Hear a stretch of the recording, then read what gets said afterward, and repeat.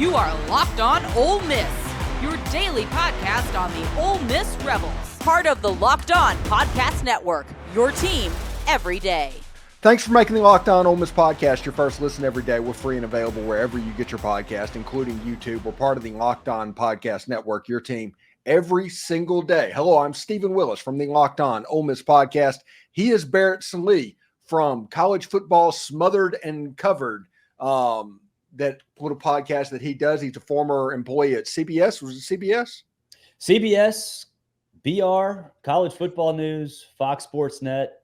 There's a lot of them. That's for sure. Yes, Sirius, man. You've worked everywhere. Sirius man. XM. Still working Sirius XM, but a lot all over the place, really.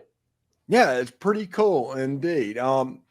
We have been talking about what Ole Miss could be this season and the fan base. You can imagine this being an Ole Miss podcast. We've been pretty jacked up for about 6 months at this point about this season. What are the national storylines that are out there that are about Ole Miss that maybe we're not noticing? I think it's a question of, is this sizzle or is this steak? And, I think you ask a person and they can give you a different answer. Everybody has different opinions. And I think there's a subset of people out there who think it's Lane Kiffin, it's all sizzle, it's no steak. And then there are those of us who have been around college football for a long time that have watched Lane evolve as a coach and as a man and see, oh, wow, yeah, he's doing this the right way. He's got the pieces in place. So I think when you look at Ole Miss and you saw them, they came out sixth in the preseason AP poll. I think there are a lot of people that don't trust Lane that just sort of freaked out about it. And then you look at the teams behind them and it's like, well, yeah, like they have to be somewhere. And that makes sense. And so I think there's a feeling out there that it's not the right time. But I think when you look at the way he's built this, I think he's going to prove that, yes, this team in this situation with a 12-team playoff, they're built to have that kind of success. So I think that a lot of people just want to hate Lane. I mean, whatever. Like, okay, I don't think that's fair, but a lot of people do. They have hate in their hearts, whatever. So I think there's that part of it. But ultimately, I think there's recognition that he's doing this the right way, especially in this day and age.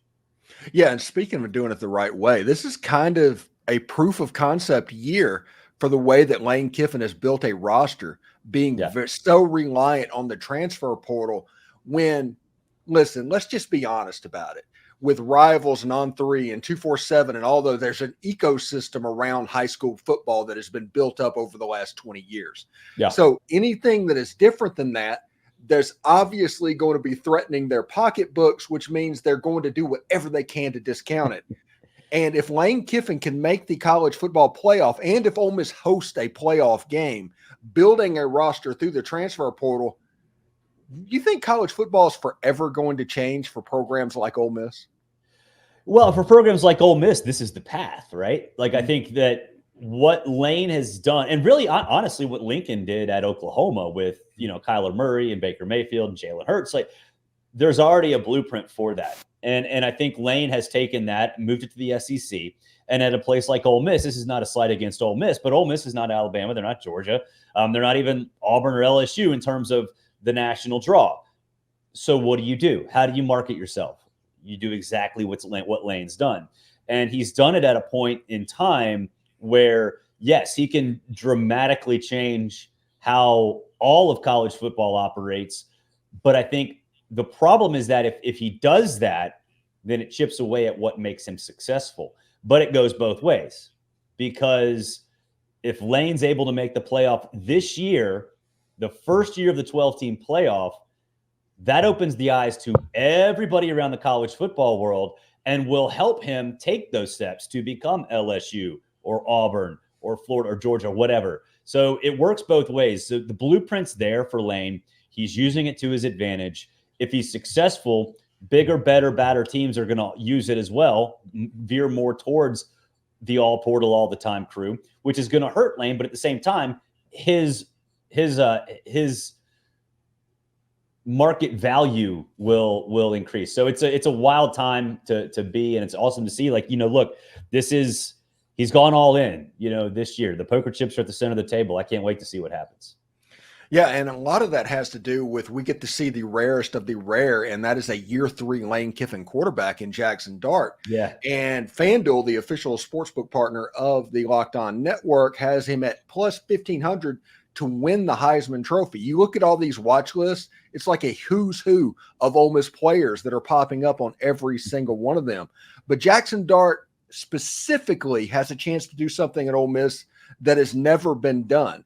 If Ole Miss has the season that they're expected to do, we're just talking chalk through the odds this season, and Ole Miss makes the playoff, he's going to leave Ole Miss likely the winningest quarterback in Ole Miss history with about 90 to 95% of all the quarterback records.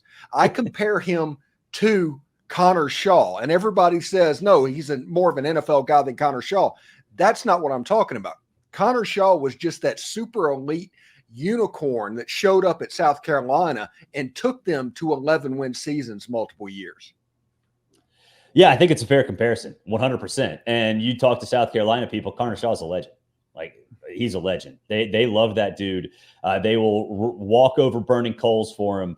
And I think that's a fair way to describe what Jackson has meant to that program, because you look at where Connor Shaw was. He was coming after Steven Garcia. There was kind of the hot new name in the neighborhood. And then Connor's like, oh, I can do this too, and keep South Carolina competitive.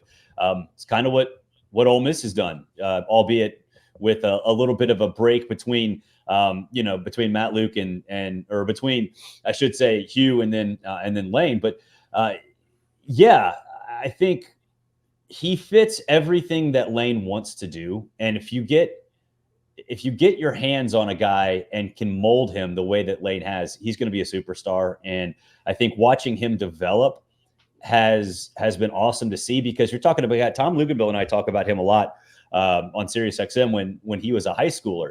His plight as a high schooler was wild. He didn't play a lot of football, then transferred and reclassified and went to USC, wasn't necessarily supposed to play, got thrust into action. And he goes to Ole Miss, and I think a lot of us around, at that time were like, I don't know if that's going to work.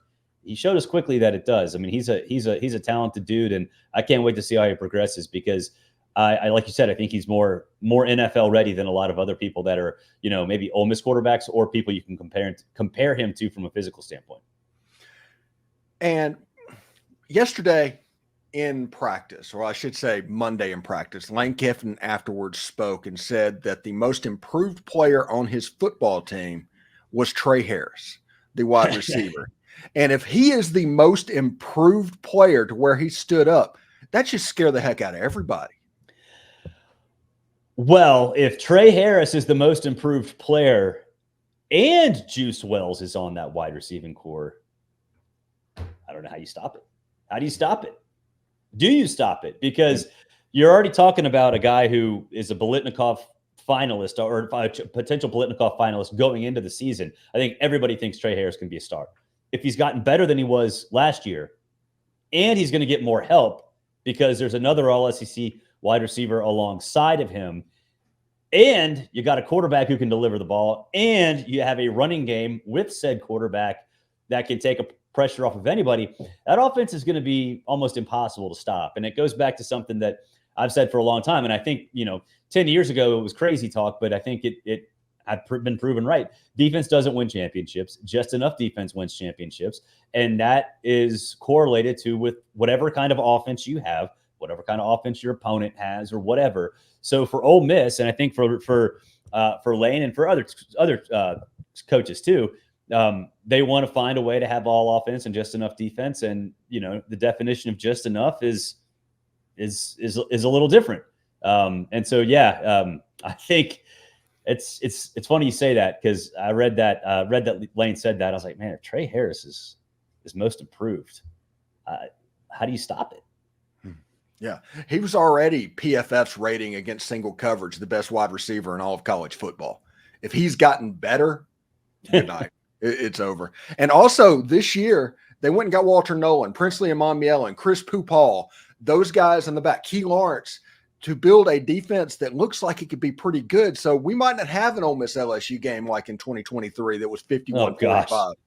You know, those might be. I love that game. Defensive coaches are like, oh God, stop something. Just stop anything.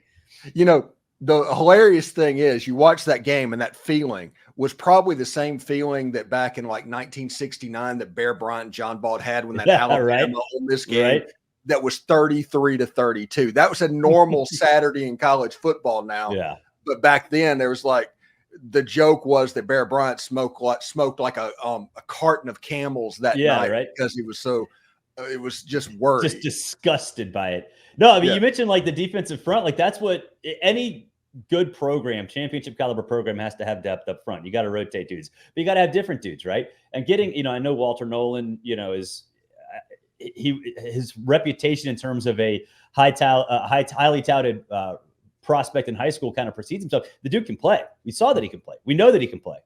And you put him, like you mentioned with Prince, you also had Ivy outside. Like you have a bunch of dudes who do a bunch of different things in the front seven. And really all they have to be is adequate. That's it.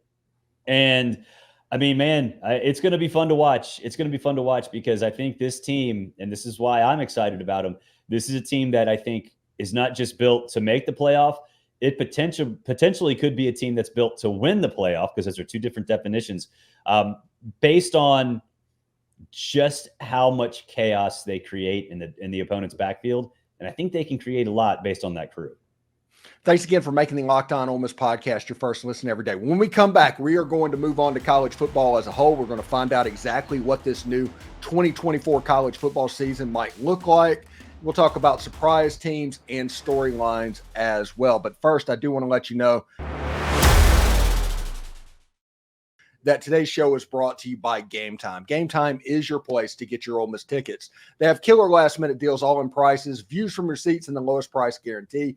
They take the guesswork out of buying Ole Miss tickets.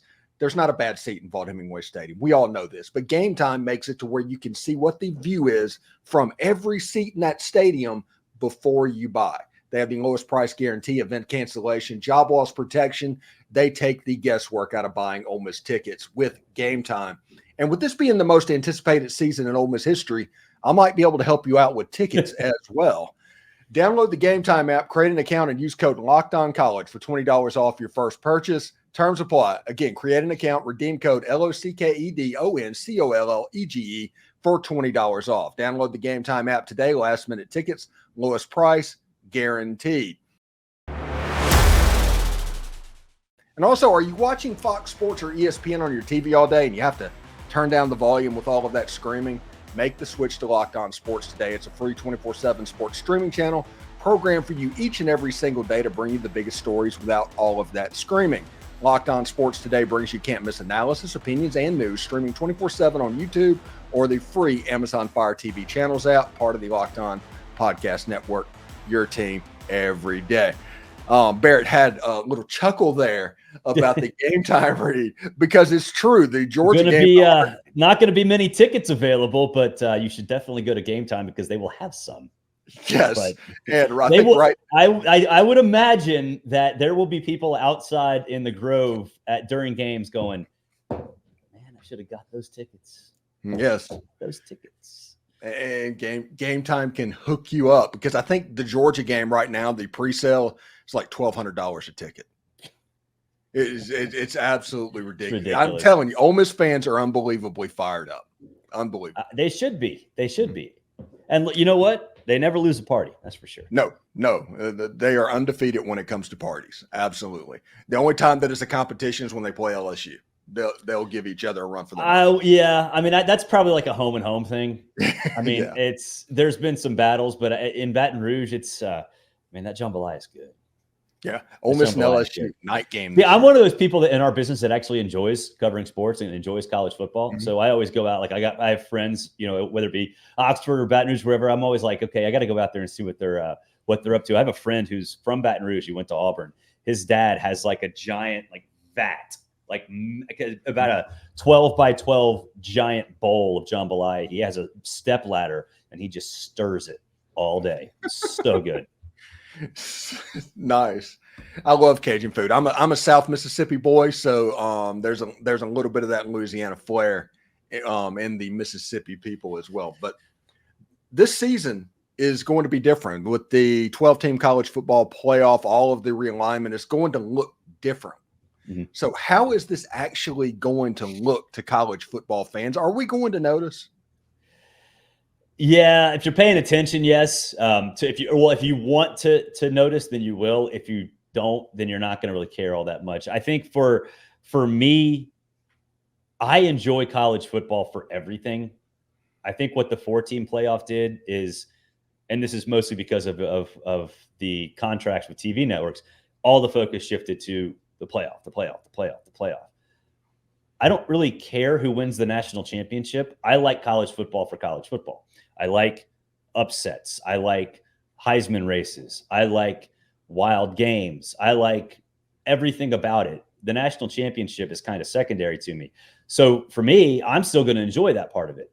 If you care about a national champion, then yeah, you're going to have a lot more games that you're going to focus on. I guess it's in the eye of the beholder. But it's still college football, no matter how you slice it. And it's the greatest sport on earth. And I think when all is said and done, people will find what works best in terms of their enjoyment, but you're not going to see much difference. You're just not.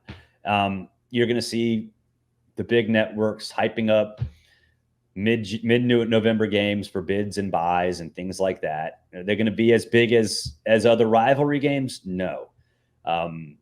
Are they going to be more defined in terms of what they mean? Yes.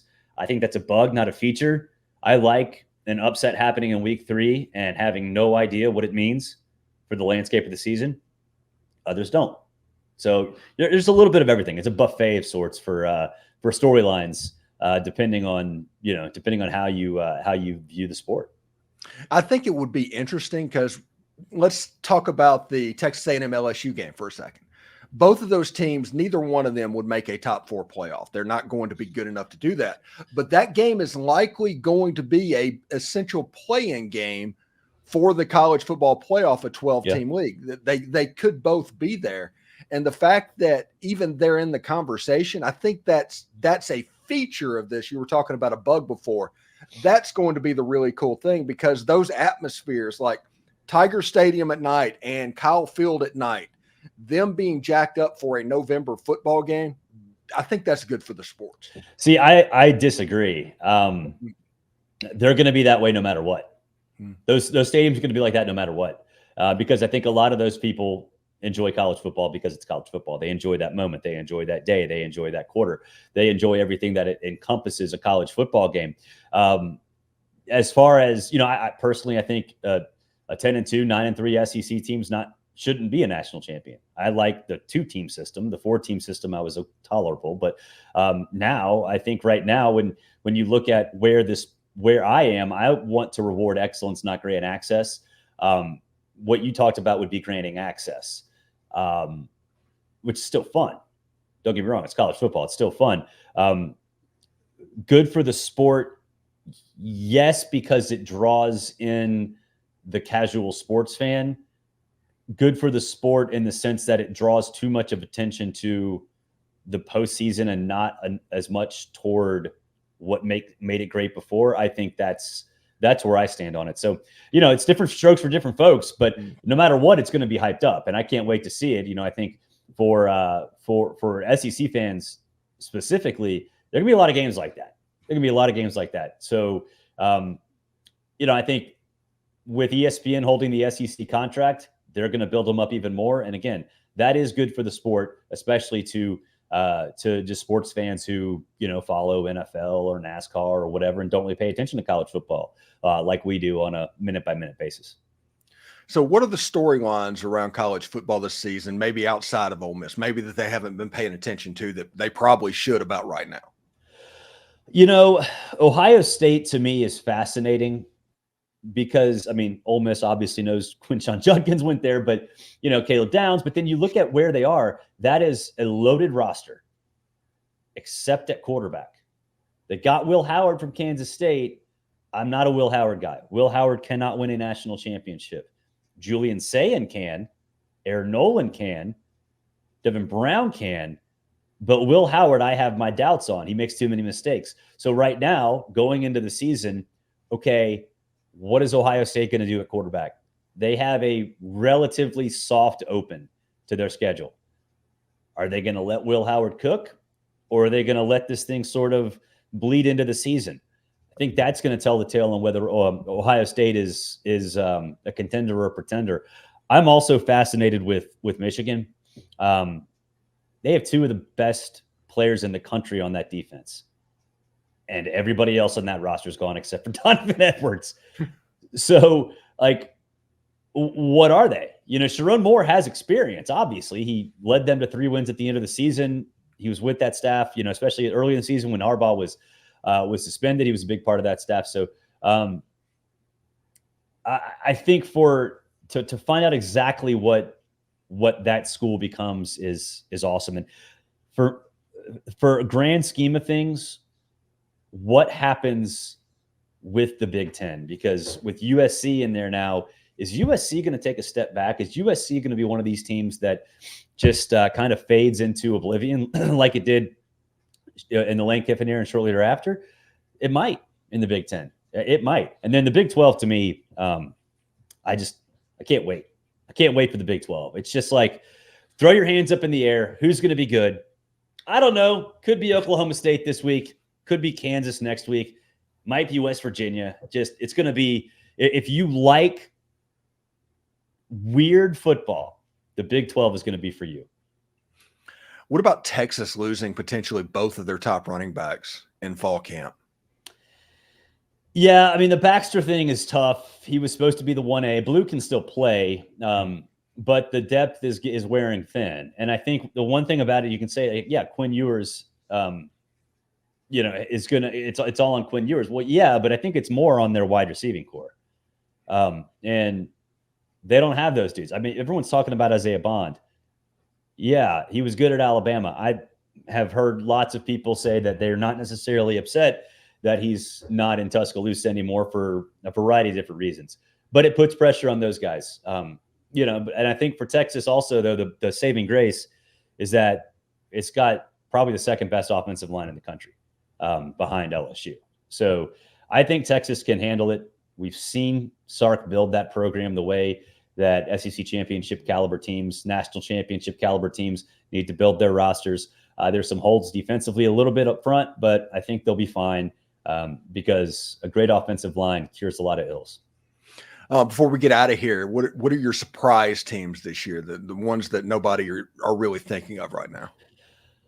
Oh man, I'm going to go out on this limb and say West Virginia. West Virginia in the Big 12. I don't know what the odds are, but I know they're way far down those Big 12 championship odds. Schedule's tough. Do not discount the West Virginia Mountaineers in a wild, unpredictable Big 12. I think they're going to be very, very good. They open with Penn State. Do you think they can get that game? Yes, I think they win. It's at West Virginia. I mean, that place, okay. They're drinkers. They're drinkers. And they're crazy drinkers. Like Ole Miss is classy. Like I'll burn your house down. Yeah, exactly. So I think West Virginia is one of those that I would say, okay, you keep an eye on them. And SMU in the ACC. If you don't know the name Preston Stone, get to know Preston Stone. That guy's a championship caliber quarterback, a Heisman caliber quarterback, and SMU schedule is very easy, and the ACC kind of sucks. So I'm not saying SMU is going to win the ACC, but would I be surprised if they somehow make that conference championship game? I wouldn't be surprised at all. I think they're going to be really, really good. So I know SMU has all the money. They basically decided to go to the ACC for free for a while. But does Rhett Lashley survive another year in SMU? Oh, yeah, unless somebody hires him. That's what I'm talking about. Is he going to I would say Florida? He does. Well, it's the thing. Well, Florida might go after him. It does depend on availability. But, I mean, I've talked to Rhett. He loves it there.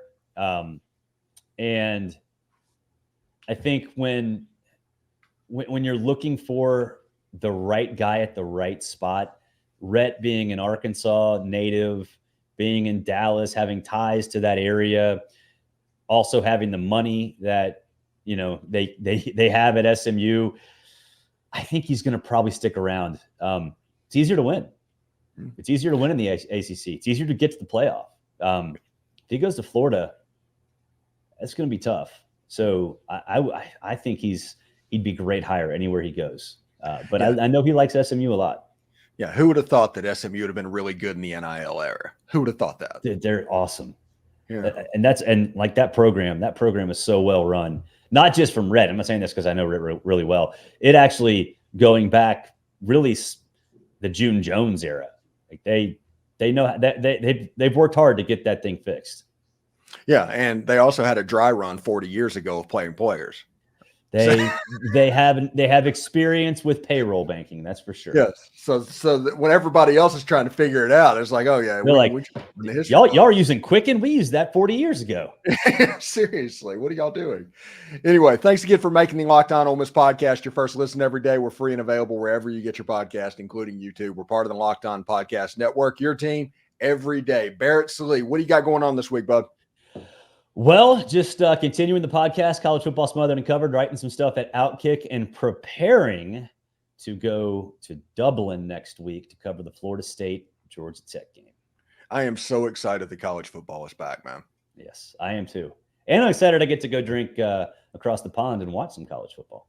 Be careful because you will quickly – it'll feel like you're 19 in a sorority part or fraternity party, and none of that has actually happened. You're just that doesn't work anymore. Yeah, we've gotten to the age where we can't do that. Yeah, you wake up and you're like, oh, why do I feel like I got hit by 5 trucks? Usually it's just one. Yeah. Anyway, Barrett, thank you very much, buddy. We'll talk to you later. My pleasure, Steven.